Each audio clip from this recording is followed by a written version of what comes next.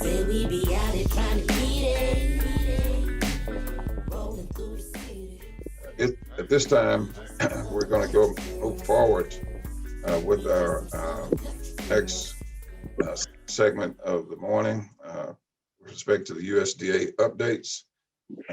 We really invite your participation and continued participation this morning. We are certainly delighted to have our USDA partners. They've always been supportive and always have participated in our training session during the Farmers Conference. And we are just delighted. 129th year of Tuskegee University bringing this, what we deem as the longest standing conference of its type in the country. So without any further ado, I'm going to turn this over now to Terrence Jackson, who is going to lead this segment with respect to USDA updates coming from Farm Service Agency, USDA Forest Service, in our partners over at NRCS, Natural Resource Conservation Service, and of course, USDA Rural Development.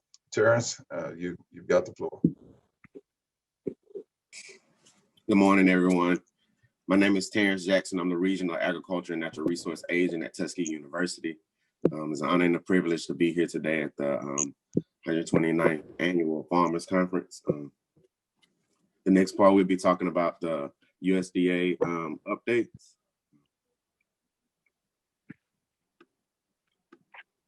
We have four presenters, and our first presenter is Ms. Burns, the Acting State Executive Director of Alabama State Office.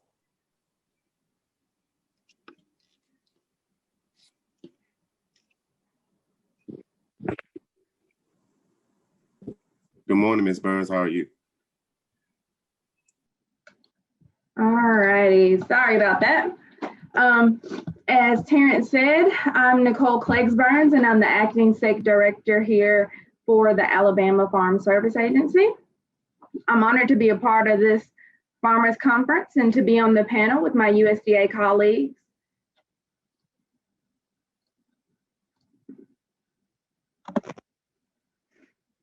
Most established farmers are familiar with the Farm Service Agency. Our mission is simply to deliver effective and efficient programs to producers nationwide, but specifically here in Alabama, the 67 counties are serviced by 45 FSA offices. We implement our mission with various types of programs as listed here. Our safety net programs offer revenue protection, price protection, and margin protection.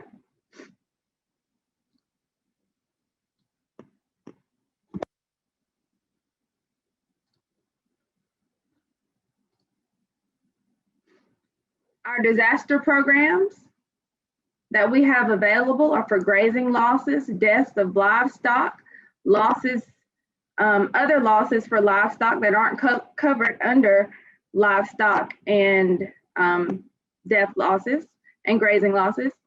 Our TAP program to replant and rehabilitate eligible trees, bushes, and vines. We have our non-insured crop program, and one of our new disaster programs is the quality loss assessment program, which is for quality loss that occurred in 2018 and 2019.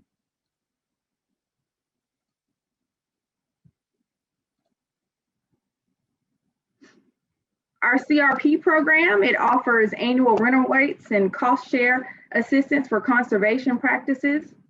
Our general sign-up had previously been announced to end on February 12th, but that has been indefinitely extended. Our new program is the Forest Management Incentive Program. It provides financial incentive to landowners with land in CRP to encourage proper tree thinning and other practices. Our disaster conservation programs include ECP and EFRP for rehabilitating farmland damaged by natural disasters and restoring private forest land.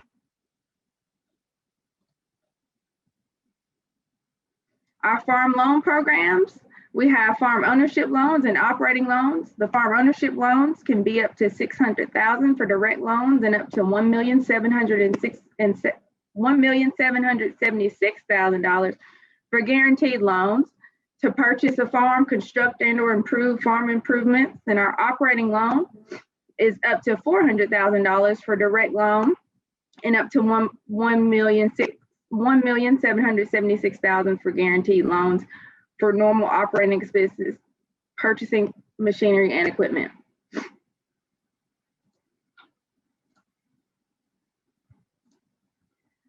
So Farm Loan Programs is also responsible for the heirs property relending program, which was authorized by the 2018 Farm Bill.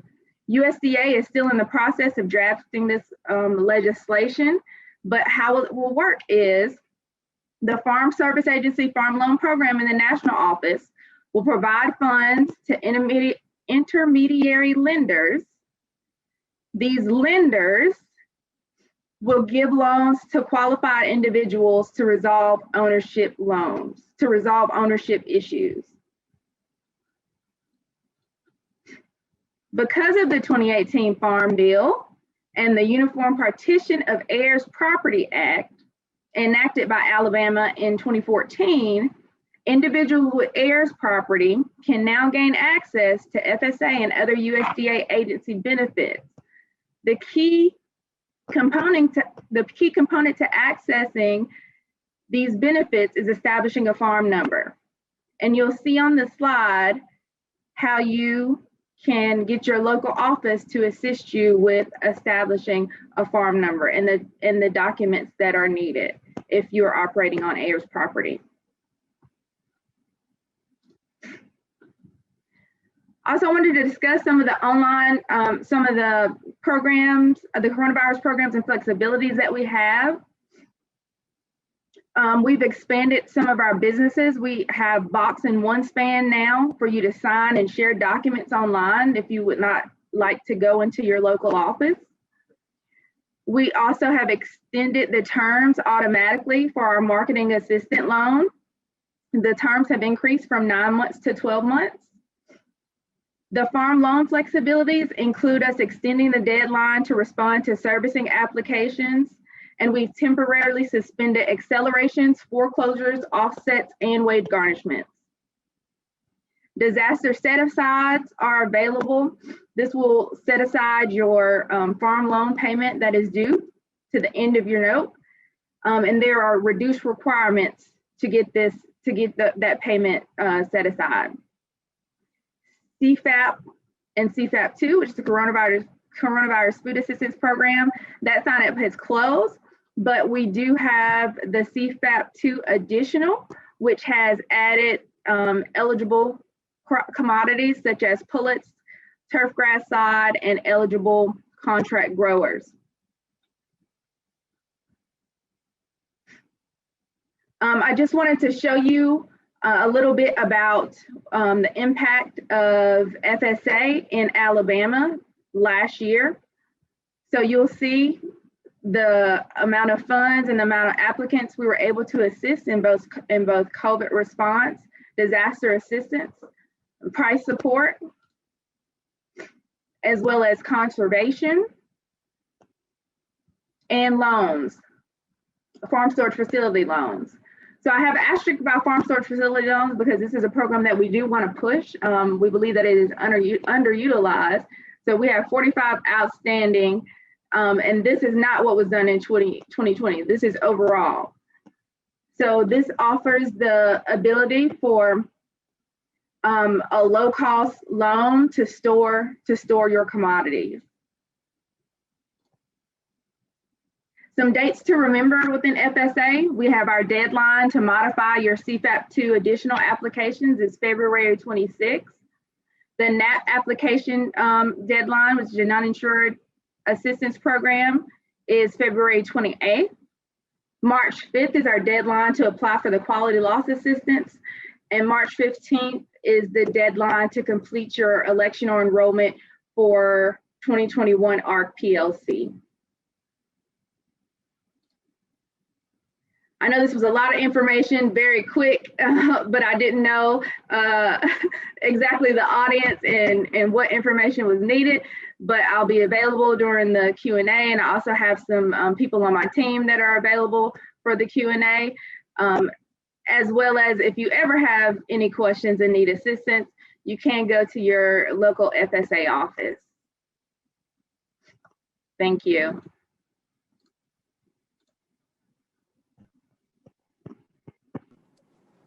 Thank you, Ms. Burns. Do we have any questions?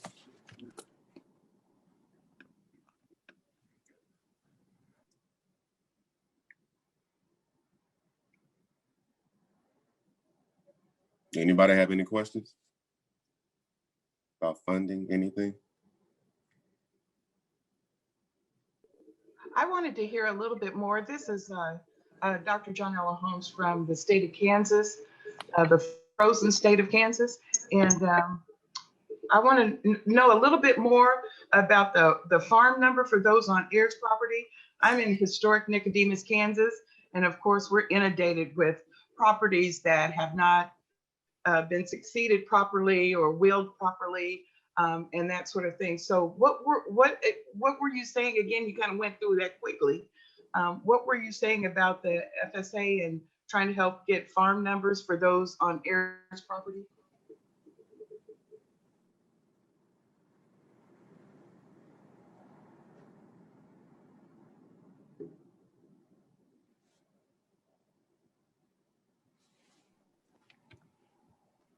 Sorry, it seems like my internet is getting unstable right now. So it will depend on if Kansas has enacted the Uniform Partition Heirs Property Act. So if they have, then you'll be able to utilize the information that was in the slide, which I would share it right now. Like I said, my internet seems to be unstable right now. But I can definitely provide a slide for everyone. But if, like I said, if Kansas has not enacted the Uniform Partition Heirs Act, then you'll not be able to utilize those alternate documents to establish a farm number. So should we have that included in the legislation we have proposed? It should be. There are several states that have it, and I was trying to see, but I don't have the fact sheet here. There are several states that have enacted it, so it is possible that Kansas has. Okay, maybe they'll share your information and we can talk afterwards. That'll be great. Okay, thank you.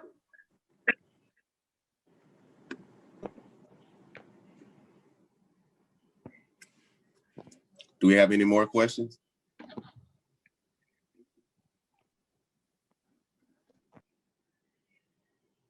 All right, thank you, Ms. Burns. The next we'll move to Ms. Cherie Hamilton with USDA Forest Service, Forest Supervisor. All right, thank you so much for that introduction, sir. So I am the Forest Supervisor for the National Forest here in Alabama. And so, you know, a lot of things that we're doing, they don't directly impact farmers, but I do see our role as being very important. A lot of the activities, they indirectly have an impact on farmers' land. You know, we work closely with our USDA agency, our partner, our sister agencies, and doing a lot of different things. And so most of our work that we do is on public lands. But we are looking at, we do have state and private forestry, and we are looking at different ways to be able to expand the work that we are doing. And it impacts farmers' land in the way of, you know, what we do has an impact on things such as soil and water quality. And just an example of a couple of things that we're doing here locally in the state of Alabama. Recently, we partnered with our USDA sister agency, NRCS, and with the state. The governor signed a shared stewardship agreement with USDA here in the state of Alabama. And what that really did for the state of Alabama and for USDA was it formalized relationships that we already had. And so it allows us to be able to explore and expand the things that we're doing across the landscape. We know that when we look at a watershed, what is done within that watershed has an impact on everybody that's associated with it. And so we are here trying to figure out, how can we expand some of those authorities that we may have, such as Good Neighbor Authority, some of the other things, programs that we may work with so that we can have a better impact, and we can make sure that we're doing on public land is not interfering with anything that is going on private lands. One of the other things that we did here in Alabama, and that they're doing across the United States on other forests and with other local NRCS offices and with local states, is looking at joint chiefs agreements. And so what that basically does is the Forest Service and NRCS, the chiefs, the heads of those agencies decided, hey, we do a lot of stuff together. We're looking at watershed management. We're looking at how we can have a bigger impact on what is being done in watersheds. How about coming together and figuring out, how we can pool our money together and do something that can have even a greater impact. And so Alabama actually applied for the Joint Chiefs through that initiative. We applied for funding, and we were awarded funding. So just to let you know how competitive that funding is nationwide. And so you have forests and you have USDA local offices across the United States applying for those funds. I think this year they awarded about 13 of those awards. And so Alabama was able to secure one of those. And what that does here for the state of Alabama is it gives us an opportunity to be able to bring other partners in, state and local, and to be able to have an impact on our Cogan grass.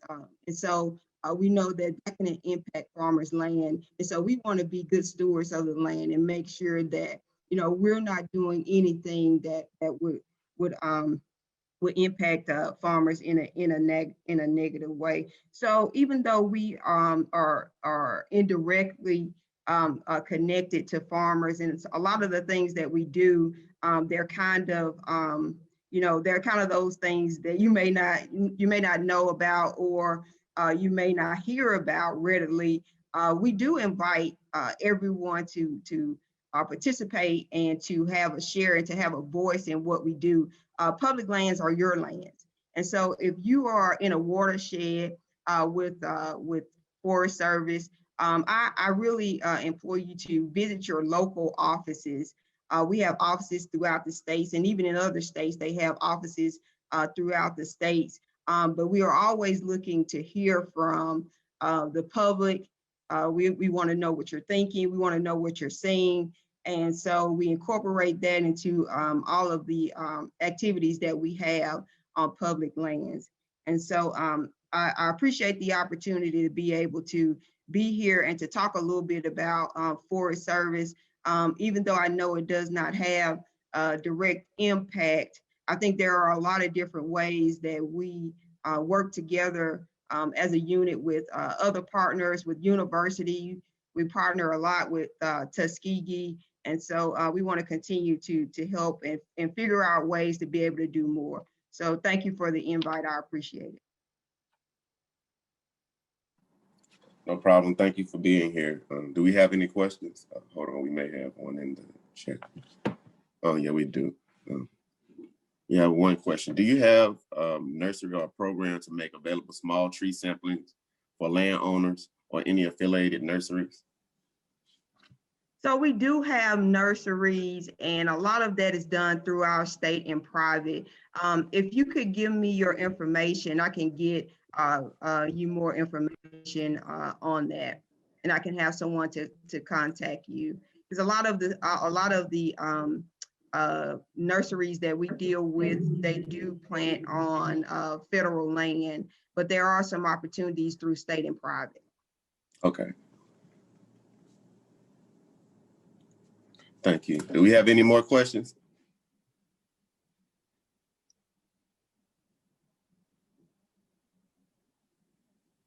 Okay, thank you so much for the updates.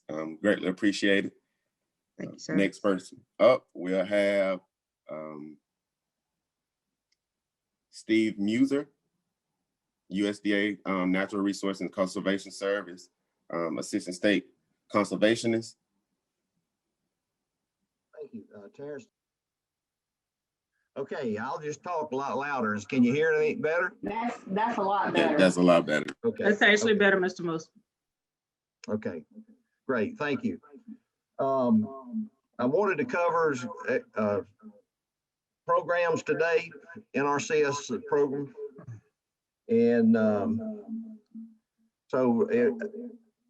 and our access to programs. Chris had mentioned something sooner, and we get input every year through our state technical committees to try and tailor these programs to help the public and try and meet the resource needs that are on the landscape. Next slide, please. Okay, so the programs that we offer: Environmental Quality Incentives Program, the Agriculture Conservation Easement Program, Conservation Stewardship Program, Conservation Innovation Grants, and Regional Conservation Partnership Program. Next slide. So EQIP is our flagship program where we provide technical financial assistance to private landowners for resource needs that they have on their land related to land use that they're using the land for, farming, whether it's cropland, pasture land, wildlife, or woodland. Next slide. A Conservation Security Stewardship Program, that sign up, by the way, is open and it ends March the 26th. This is encouraging someone who's been participating in EQIP to do some few more enhancements and take their conservation to a higher level. Next slide. The Agriculture Conservation Easement Program is for wetlands that are in agriculture production, where we pay a certain price per acre for them to retire that land in perpetual or 30-year up to 30-year easement, where it's no longer, where we restore the functions and values of the wetlands and the wildlife habitat. You retain ownership, but you sell basically the development rights to the federal government. Next slide. The Regional Conservation Partnership Program is a new program that provides financial assistance through entities. A lot of our typical programs, CSP, EQIP, things like that, the financial assistance can actually go through an entity for them to implement, and the technical assistance and financial assistance goes through them to implement it. That gives us access to different clientele, different markets, and different, to different landscape. Next slide. Okay, as far as the technical assistance, we are a federal agency, so we have issues like you mentioned, heirs property, ownership, and things like that. We work very closely with our sister agencies, like the Farm Service Agency and Rural Development, and mainly the Farm Service Agency, to get eligibility clear for landowners to participate. So these are the 5 steps you go through to get this assistance. Next slide. One of them is conservation planning. So even when COVID-19 has affected us, our offices are closed. We are still obligating doing planning, and so continue to contact our offices by phone or by email to set up appointments and get packages to apply for these programs. We can still meet you out on the landscape with PPI, you know, safe distances, masks, things like that. Review the landscape, look at your needs, and determine, develop a conservation plan. What we like to do is look at the land and talk to you about what your goals are with the land, and then we can better inform you what programs we have that will assist you in meeting those goals. Next slide. And then if there are some programs that you're eligible for, we would work through the application process. And that there again is shared by us and the Farm Service Agency, signing 1026s, being in compliance with the adjusted gross income limits that are required, and the HEL and wetland rules that have to be in compliance with, all of those things. So we lead you through that application process, and then there are resource needs. And so how do we determine one person's funding over another person's funding? And that is by a ranking process that determines those resource concerns that have the greatest need and provide the most benefit, rank the highest. So we'll take anywhere around 3,000-4,000 applications in a year, and we'll fund 1,100. And those other folks that don't get funded, they want to know why. And we have a ranking sheet, and we can explain that. Next slide. Okay, eligibility that we mentioned, you have to have a tax ID. You have to go to that FSA office. You have to apply for a farm number. You have to provide a deed showing ownership of that property. And you have to give them your social security number that goes in a database that confirms you're a U.S. citizen. That's the eligibility of the person. And then there's the eligibility of the land that you have a resource need. So the farm number, tract number, all that. Next slide. Okay, we'll take a look at the applications and we rank them, again, according to local resource concerns. These are based on needs. Ben Malone, our state conservationist, is charged with getting the most benefit for those tax dollars that are given to Alabama. So this is not free money. Somebody who's working at a factory that's paying 25% of their income in taxes is providing this money. So we're accountable to the applicant for them as to why they did or didn't rank out. We're also responsible for that taxpayer that's providing their dollars to ensure that we're getting the best environmental benefit for the dollar spent. Next slide. When you're selected, you can choose whether to sign the contract.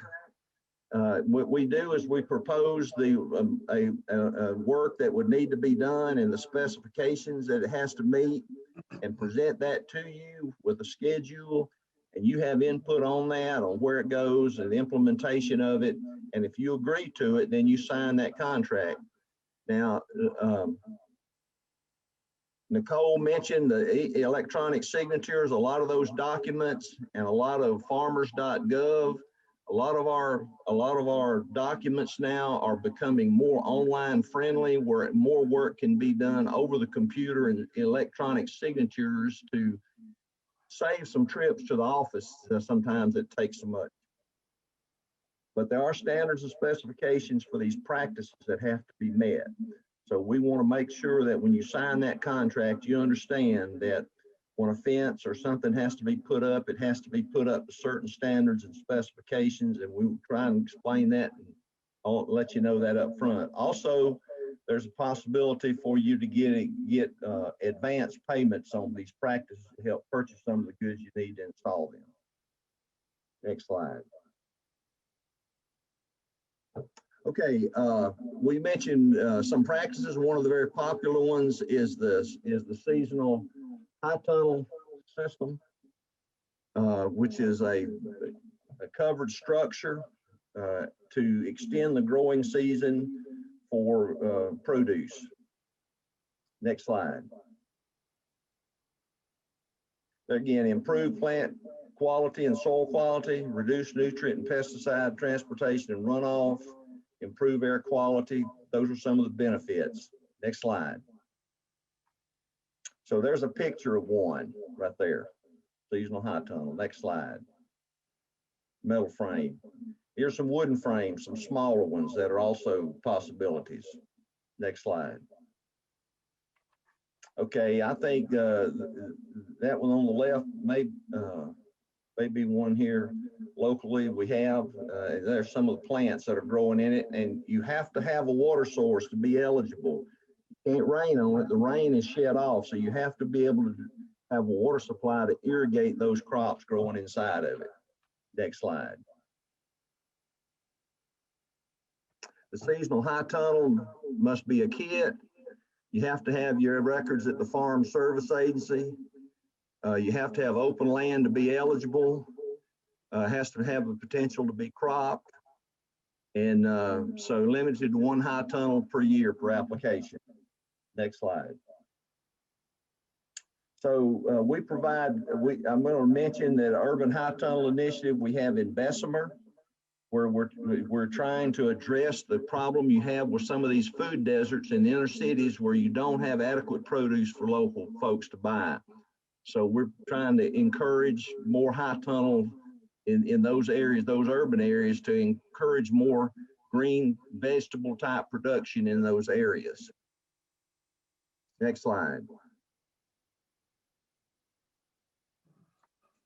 Okay, so as far as seasonal high tunnels, what did we do in 2020? We put in 57 of them for $416,534. Next slide. And there you go. There's some outreach meetings, and there's an example of one of the Bessemer high tunnels that was installed. Next slide. Okay, did I emphasize? It's kind of like politics. It's local. These programs are local. They are local. You need to establish that local office, the county that your farm is in, develop a working relationship with those people in that office and let them know what your needs are. And sign up is always open. We have batching periods where we have to close the sign up so that we can get them ranked and get those funds obligated and used in Alabama that year. If we didn't do that, if we don't obligate those monies for 2020 by a certain date, they're going to pull them and give them to another state. One thing we've tried to do, Mr. Malone under his leadership, is trying to increase the amount of funds that we're getting in Alabama. Next slide. Accomplishments in 20. So where's the proof's in the pudding, so to speak? We required to set aside 5% allocation for underserved farmers and 5% for new and beginning.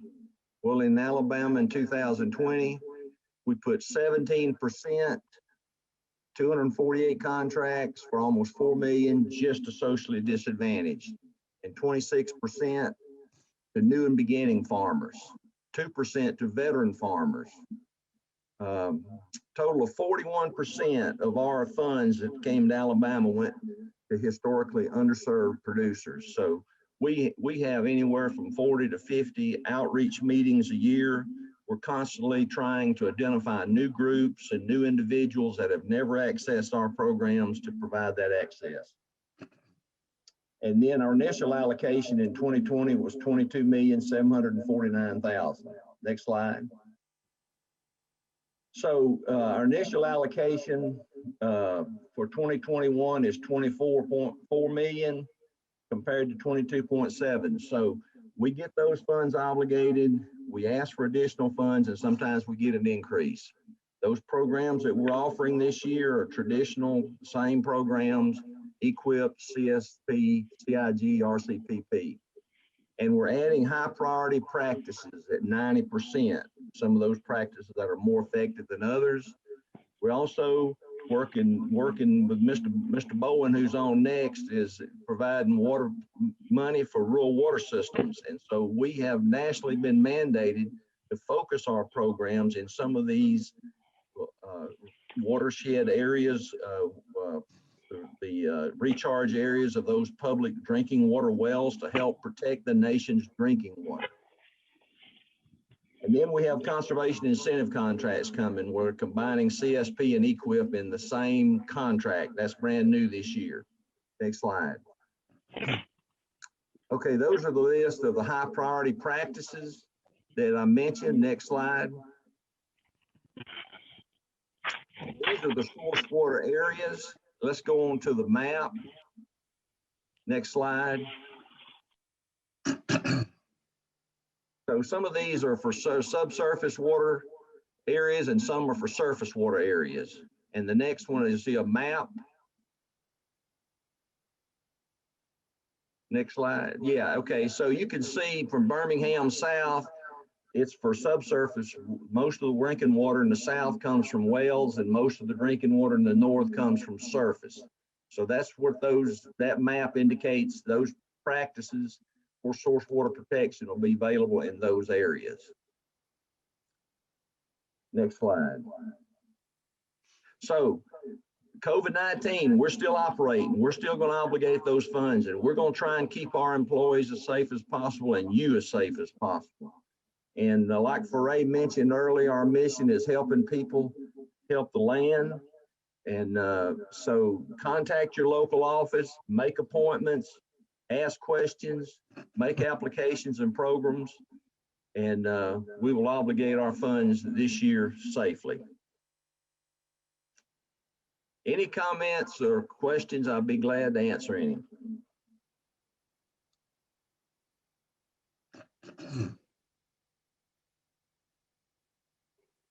Do anyone have any questions?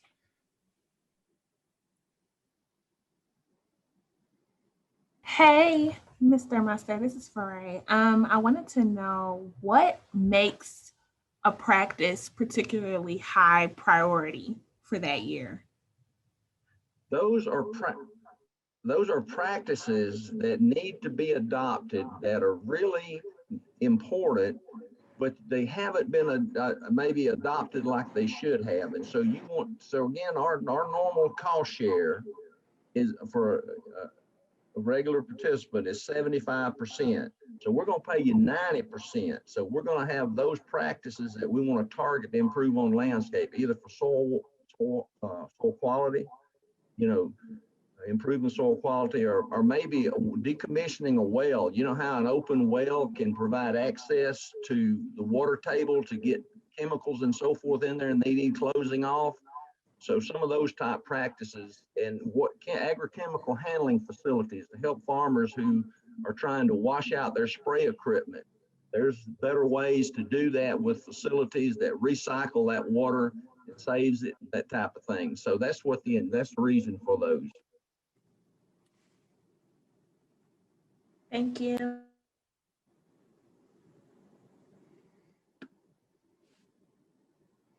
Do we have any more questions?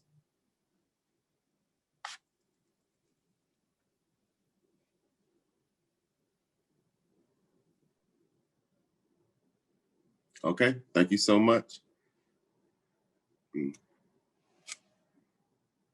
The last speaker we have for the USDA updates is the USDA Rural Development, the Acting State Director, Alan Bourne. These are the things that we can use the funds for: biomass, geothermal, hydropower below 30 megawatts, hydrogen, small and large wind generation, small and large solar generation, tidal current and thermal through ocean generation. Funds may be used to purchase installation and construction of energy efficient improvements such as high energy efficient heating, ventilation, air conditioning systems. Installation, again, we do have a program where you can use, I think, foam insulation in poultry houses as an agricultural application. Lighting, we mentioned the lighting in the poultry operation, but we also have lighting in businesses, grocery stores. We see a lot of applications for grocery stores to have lighting. Also the next one, cooling and refrigeration units. A lot of rural grocery stores want to get more efficient cooling and refrigeration units for both their HVAC and for their coolers for their displays. Doors and windows, electric, solar, switching from diesel to electric irrigation motors, We do some of that. Replacement of energy inefficient equipment. Agricultural producers may also use guaranteed loan funds to install energy efficient equipment systems for agricultural production and processing. Okay. The next slide is grants for up to 25% of the total project costs.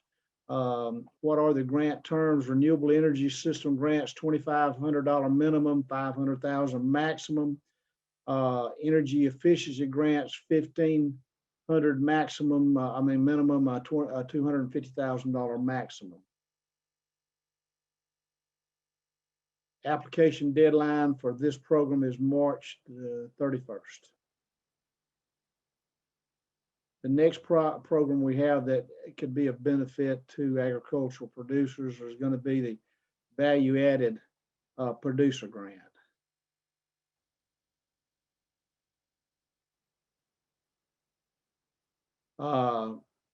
This grant helps agricultural producers enter into value-added additives related to the processing and marketing of products.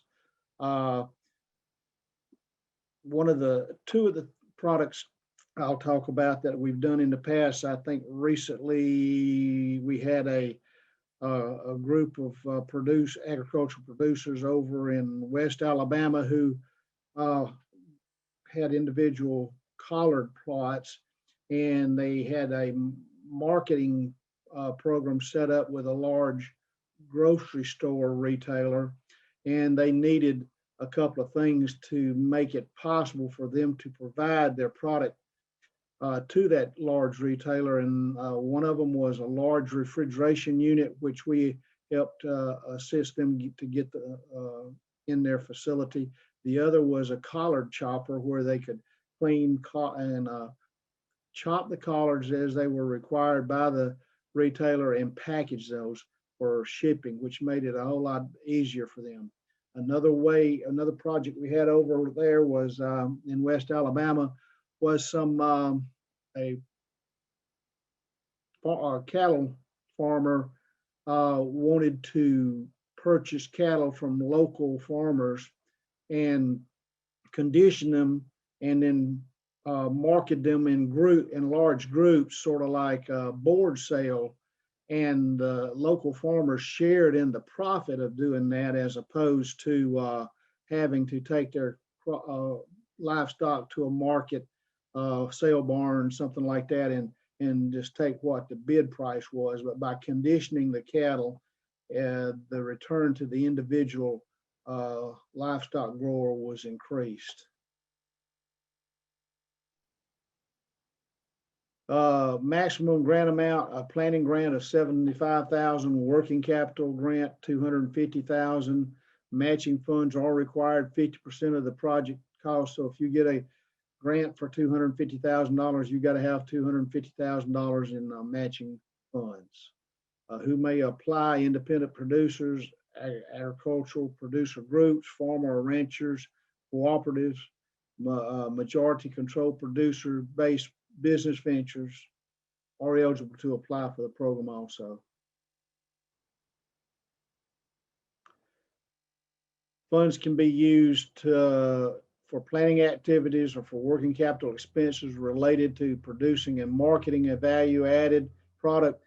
One thing I'll stop right here and say is that there has to be a value-added component to this process. If you're going to take an agricultural product and do something that adds value to it, then you are basically eligible for this.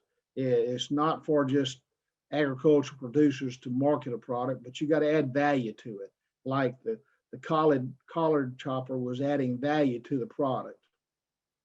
Examples of planning activities include conducting feasibility studies, developing business plans, examples of working capital, of processing costs, marketing and advertising expense, and some inventory and salary expenses.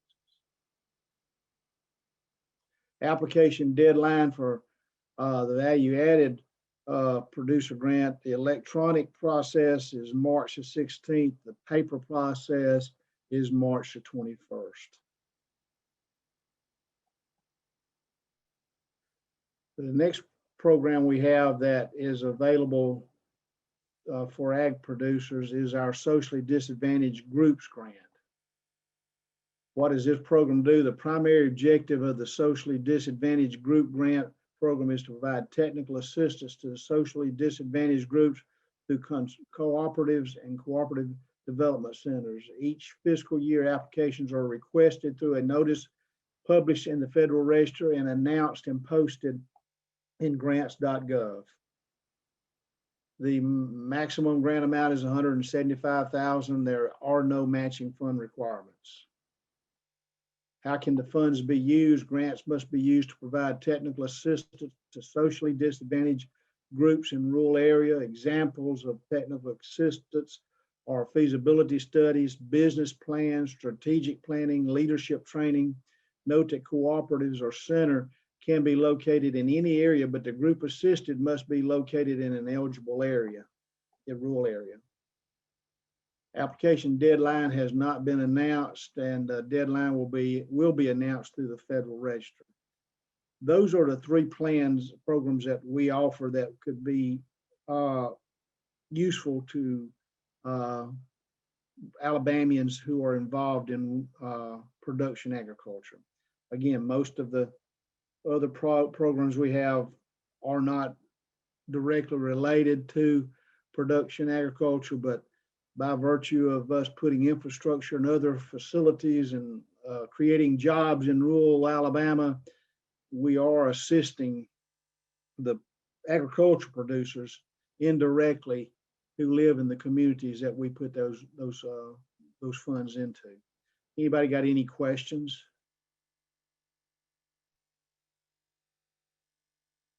I apologize for my inability to get it a little bigger and so you could see it. Yeah, Alan, even though you were highlighting some of those areas that may be akin to agricultural production, I know Tuskegee University and our College of Agriculture and Extension, we're aspiring to do more in the business and industry, community and economic development side of the house as well. So going forward, we'll probably be interacting with you a lot more. We're trying to, share some of the other side of your house and rural development to community economic development. Any way we can assist at any time, that's what we're here for. Yes, sir. And thank you for your support. I'm sorry. Terrence, go right ahead. Do we have any more questions?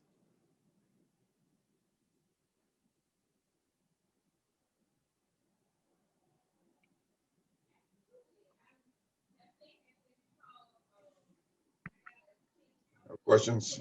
No questions? Thank y'all for the opportunity to be here today. No problem. Thanks again to all the participants. We greatly appreciate you all joining us today. And we greatly appreciate you all giving us information to improve and assist the next generation of agriculturalists, environmentalists, and just agriculture heroes, period. And we definitely want to thank our ancestors for giving us this space to share this knowledge and this information and continue to do this. It's 129 years. It's something to be proud of. And I'm so happy and so grateful to be a part of this Tuskegee family and continue to spread this knowledge. If we don't have any more questions, I hand it back over to Mr. Miles Robinson. Thank you all again.